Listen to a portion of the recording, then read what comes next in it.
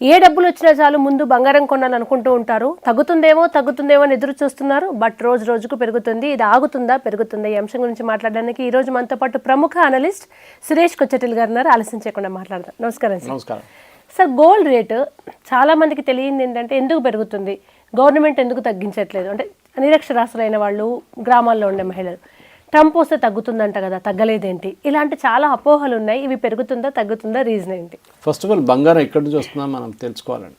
ముందు మన దగ్గర కూడా చిన్న చిన్న ఫీల్డ్స్ ఉన్నాయి. కోలార్ గోల్డ్ ఫీల్డ్స్ అనేవి కర్ణాటకలో KGF ఉన్నాయి.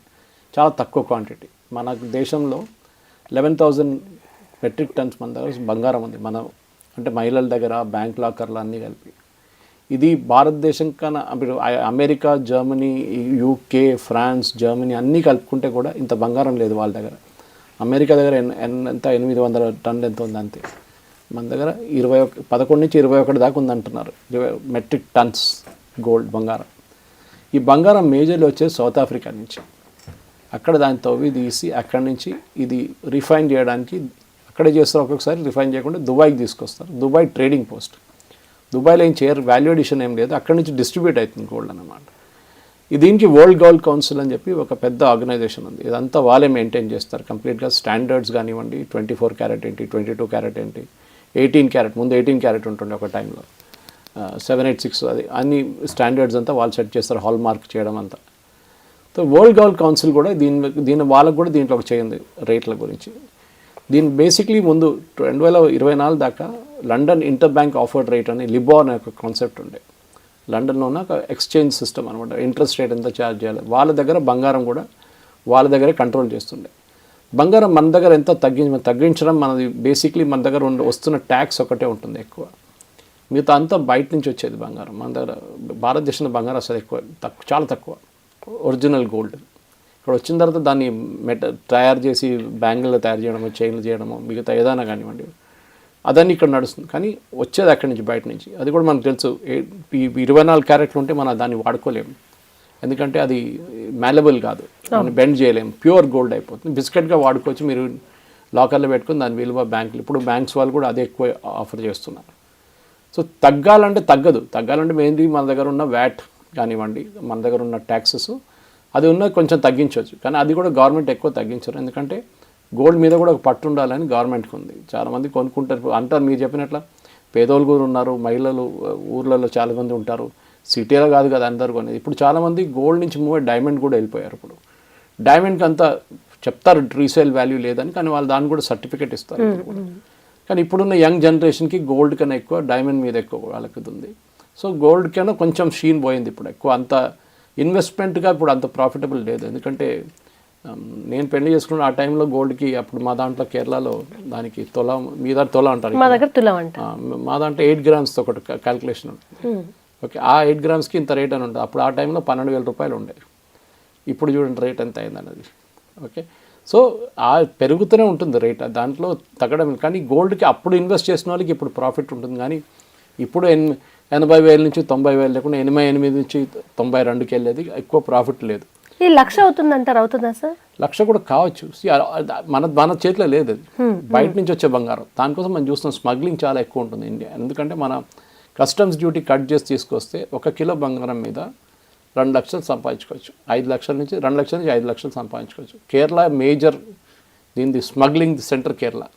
దాంట్లో ఒకటే ఎయిర్పోర్ట్, కరిపూర్ ఎయిర్పోర్ట్ అని చెప్పి క్యాలికెట్. రోజు అక్కడ పట్టుబడతారు. డైలీ ఒక 2-3 కిలోలు బంగారం పట్టుకుంటారు అక్కడ కస్టమ్స్ వాళ్ళు. అప్పుడు కూడా పట్టుకుంటున్న వాళ్ళు 2% ఉంటారు, మిగతా 95% బయటికి వెళ్ళిపోతారు. గల్ఫ్ నుంచి క్యారియర్స్ ఉంటారు. ముందు మన మలేషియా, సింగపూర్ నుంచి వస్తుండే గోల్డ్ చాలా మటుకు క్యారియర్స్. అంటే వీళ్ళు ఏం చేస్తారంటే వీళ్ళకి ఉద్యోగం ఏం లేదు, వీళ్ళకి స్మగ్లర్స్ ఏం చేస్తారు, పాస్పోర్ట్ తీసుకొచ్చి టికెట్ ఇచ్చి వాళ్ళు పంపిస్తారు. దుబాయ్లో 2 రోజులు తిప్పుతారు. దాని తర్వాత వీళ్ళకి బంగారం ఇస్తారు, తీసుకెళ్ళు అక్కడ ఇండియాకి వెళ్ళి వాళ్ళకి ఏజెంట్ బయట ఉంటాడు, వాడికి ఇవ్వాలన్నమాట. అదంతా వాళ్ళ డీలింగ్ సపరేట్గా ఉంటుంది. అది చినిగిపోయిన 2 నోట్, ఒక నోట్ చింపేసి ఒక నోట్ ఈయనకి, ఒక నోట్ ఆయనకి, సినిమాలో చూపిస్తారు. లేకుంటే ఐడెంటిఫై చేస్తారు ఫోటోతో సహా. ఈయనకి తెలియదు ఏజెంట్ ఎవడని, ఏజెంట్కి తెలుసు వీరవడని చెప్పేసి. కేరళలో పెద్ద మాఫియా అది. కానీ బంగారం రేట్కి ఒక ఇన్వెస్ట్మెంట్గా భారత మహిళలు చూసుకున్నారు. దానికి ఏంటంటే బేసిక్లీ పెళ్లి దాంట్లో కూడా ఒక సెక్యూరిటీ లాగా అనమాట. అంటే రేపు ఏమైనా క్రైసిస్ ఉంటే ఇది వాడుకోవచ్చు, అమ్మేసుకోవచ్చు, లేకుంటే బ్యాంకులో పెట్టి లోన్ తీసుకోవచ్చు. ఇప్పుడైతే గోల్డ్ లోన్ కంపెనీస్ కూడా ఉన్నాయి చాలా మటుకు. మీకు వెళ్తే అర్ధగంటలో మీకు లోన్ ఇచ్చేస్తారు. సో కానీ ఒక తగ్గడం పెరగడం అనేది గవర్నమెంట్ చేతిలో లేదు. ఎక్కువ ట్యాక్స్ చాలా చిన్న కాంపోనెంట్ దానిది. కానీ ఎదురు చూస్తున్న వాళ్ళకి ఇంకా ఎదురు చూడ అంటే ఇప్పుడు కొంతమంది ఏమో ఇన్వెస్ట్మెంట్ మీరు అన్నట్టు షేర్స్ స్టాక్స్లో పెట్టుకుంటే లాభం ఉంటుంది, కానీ చాలా బ్లైండ్గా గోల్డే కొనాలి అనే ఒక మైండ్ సెట్తో ఉంటారు. మారిందండి ఇప్పుడు, చాలా మటుకు మారింది.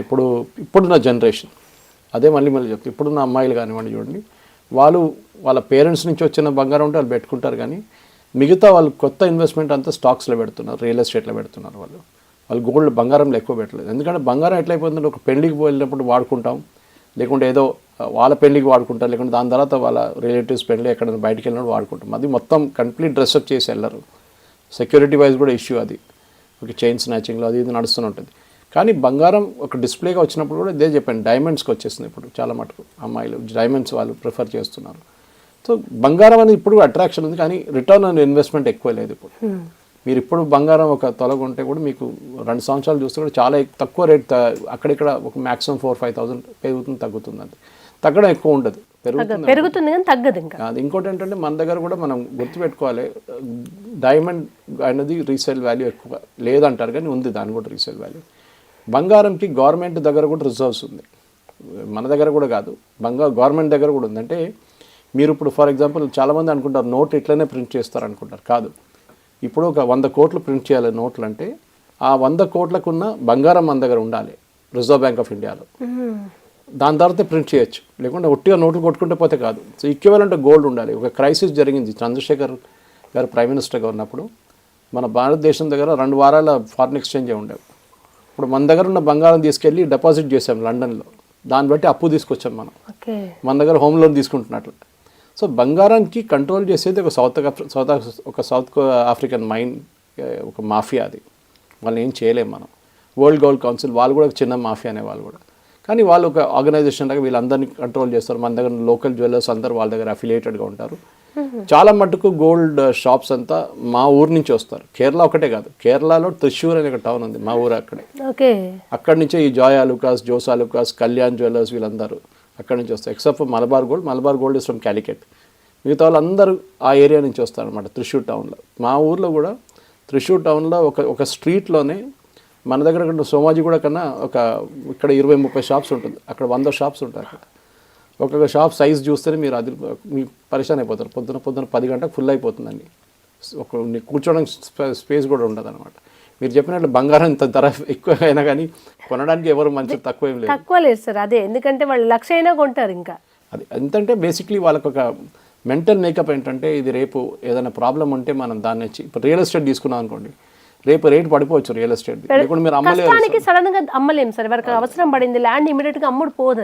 అది ఇంకోటి సెకండ్ స్టాక్ మార్కెట్లో కూడా ఒక్కొక్కసారి స్టాక్ మార్కెట్ కొన్న తర్వాత లాంగ్ టర్మ్ ఇన్వెస్ట్మెంట్ ఉంటారు వీళ్ళందరూ. మ్యూచువల్ ఫండ్స్లో వేసారనుకోండి, మీరు ఎగ్జిట్ చేయలేరు అంత జల్దీ. సో ఇది చాలా ప్రాబ్లమ్స్ ఉన్నాయి. బంగారం అట్లా కాదు కదా, బంగారం ఇప్పుడు క్రైసిస్ వచ్చింది, ఏదో హాస్పిటల్ ప్రాబ్లమా లేకుంటే ట్రీట్మెంటో ఏదైనా కానివ్వండి, సడన్గా కావాలంటే మీరు వెళ్ళి హోమ్ లోన్ కంపెనీ అసలు గోల్డ్ లోన్ కంపెనీకి వెళ్ళి మీరు అది పెట్టేసి అక్కడి నుంచి మీరు డబ్బులు తీసుకోవచ్చు. దాట్ ఈస్ అన్ అడ్వాంటేజ్ అనమాట. సో అది దానికోసం ఇప్పుడు కూడా భారతదేశంలో మహిళలు ఇన్వెస్ట్ చేసే బంగారమే. ఒక పెళ్లి కోసం కానివ్వండి, అమ్మాయి పెళ్లి కోసం బంగారమే చూస్తారు, వాళ్ళు బంగారం మీద ఇన్వెస్ట్ చేస్తారు, స్టేటస్ సింబల్గా కూడా చూస్తారు. చాలామంది అది తప్పది. వాళ్ళు ఇన్ని తొలాలు వేసుకుంటే మా కూతురికి ఎన్ని తొలాలు ఇవ్వాలి, అది తప్పది. ఎందుకంటే అదే మీరు ఇన్వెస్ట్మెంట్గా, అదే మీరు ఒక ఫిక్స్డ్ డిపాజిట్గా కానివ్వండి, మిగతా ఏదైనా ఇన్స్ట్రుమెంట్స్లో వాళ్ళకి ఇస్తే వాళ్ళు ఏం కావాలంటే అది వాడుకుంటారు అప్పుడు. దట్ ఈస్ ఎందుకంటే అంత అప్రిసియేషన్ ఇంకా ఉండదు ఇక్కడి నుంచి. ఏదో నా పెళ్లి జరిగినప్పుడు 1991లో ఉన్న 11,000 ఇప్పుడు కాదు కదా, అది ఇప్పుడు 95 కాకొచ్చింది. కానీ ఆ టైంలో 18 క్యారెట్ గోల్డ్ ఎక్కువ ఉండే, ఇప్పుడు 21, 22కి వచ్చేస్తాం మనం. సో ఆ డిఫరెన్స్ ఉంటుంది. సో 18 క్యారెట్ గోల్డ్కి అప్పుడున్న విలువ వేరు, ఇప్పుడున్నది సపరేట్ అనమాట. కానీ బంగారం అనేది ఒక అస్పిరేషనల్ థింగ్. మా దగ్గర ఇంత బంగారం ఉంది, లాకర్లో పెట్టుకుంటాం మనం, అది 10 మందికి చూపించవచ్చు వచ్చినప్పుడు పెళ్లి టైంలో ఎస్పెషలీ అందరికీ. అది కాకుండా బయటికి వెళ్ళినప్పుడు అడుగుతారు కొంతమంది, ఈ చైన్ ఎక్కడ కొన్నావు అమ్మా, ఇది ఎక్కడ కొన్నావు అని అడుగుతారు చాలామంది. అది సో మహిళలకు కూడా ఒక షో ఆఫ్ అని చెప్పాను, కానీ వాళ్ళకు కూడా ఒక ఆస్పిరేషన్, ఇది బంగారం చాలా బాగుంది కదా నెక్లెస్ అని చెప్పేసి అంతే. కానీ ఇప్పుడున్న అమ్మాయిలు చూస్తున్నాం, ఇంక్లూడింగ్ మా కూతురు కూడా పెళ్లి టైంలో కూడా వాళ్ళు ఎక్కువ గోల్డ్ ఇప్పుడు వాళ్ళు ప్రిఫర్ చేయట్లేదు. ఒకటే చైన్, ఒకటే బ్రేస్లెట్, అంతే సింపుల్గా ఉండాలనుకుంటున్నారు చాలామంది పిల్లలు. అందరు కాదు కానీ చాలామంది పిల్లలు అదే అనుకుంటున్నారు, వెరీ ఎలిగెంట్గా ఉండాలి అదే అని చెప్పేసి. సో అదొక కాన్సెప్ట్ మారుతుంది. కానీ అప్పుడు కూడా వాళ్ళ పేరెంట్స్ ఏమనుకుంటారు, వీళ్ళకి ఏమైనా ఇవ్వాలి కదా అని చెప్పేసి ఇన్ని తొలాలు బంగారం అని చెప్పేసి వాళ్ళకి ఇస్తారు, అది వాళ్ళు లాకర్లో పెట్టుకుంటారు. రేపు ఏదైనా ఇల్లు కొనాలంటే ఏదంటే వాళ్ళు అమ్ముకోవచ్చు, లేకుంటే ఇది చెప్పినట్లు వాళ్ళు లోన్ తీసుకోవచ్చు దాని మీద అనమాట. కానీ రేట్ అయితే తగ్గదు చాలా మటుకు, ఎందుకంటే మన చేతిలో లేదు అది. ఇది ఇంటర్నేషనల్ మార్కెట్ డిటర్మైన్ చేస్తున్నారు రేట్ అంతా లండన్. కానీ మీకు దుబాయ్లోనే గోల్డ్ కన్నా భారతదేశంలో డెఫినెట్గా ట్యాక్స్ దానికి ఎక్కువ ఉంటుంది, దుబాయ్లో తక్కువ ఉంటుంది. దానికోసం స్మగ్లింగ్ ఎక్కువ నడుస్తుంది. అక్కడ కూడా చాలామంది వెళ్ళి కొంటారు. ఓకే, కానీ సేఫ్ కాదు. మళ్ళీ రేపు ఏమైనా అయితే మళ్ళీ ఏం చేయాలి. ఇక్కడైతే మీరు లోకల్ షాప్కి వెళ్ళి అడగొచ్చు, ఇదేంటి బంగారు ఇట్లా ఉందని చెప్పేసి. సో అక్కడ మీరు ఒకసారి కొన్న తర్వాత అంతే సంగతి అయిపోయింది అనమాట. కానీ వరల్డ్ గోల్డ్ కౌన్సిల్ కూడా వాళ్ళు సెక్యూర్ సర్టిఫికేట్స్ ఇస్తారు, అన్నీ చేస్తారు. కానీ బంగారం ఒక భారతదేశం అది చెప్తాం కదా, మన దగ్గర ఉన్న బంగారం కలెక్షన్ చూస్తే యూఎస్, జర్మనీ, ఫ్రాన్స్ అన్నీ కంబైన్ చేస్తే కూడా అంత రాదు. అంత అసెట్ మన దగ్గర ఉందన్నమాట. అన్ని కోట్లు విలువ ఉన్న బంగారం మన దగ్గర ఇంట్లో అన్ని ఇంట్లో లాకర్లోనే, బ్యాంక్ లాకర్ కానీ ఇంట్లో పెట్టుకుంటారు. అది thank you so much sir. నమస్కారం.